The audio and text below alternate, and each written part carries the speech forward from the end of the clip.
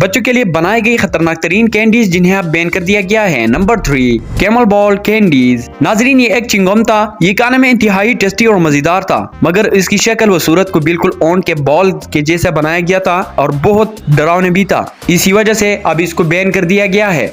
Number 2, एनसेक lollipop candy. नाजरीन, ये कैंडी वाकई हैरानकुन और डरावनी था। इन लॉलीपॉप कैंडी को बनाते वक्त उनके अंदर जिंदा इंसेक्ट होते थे जो कि इसके साथ पैक और स्टेक होते वक्त मर जाते हैं और बच्चे इनको खाते ही साथ में इन इंसेक्ट को भी खा लेते थे।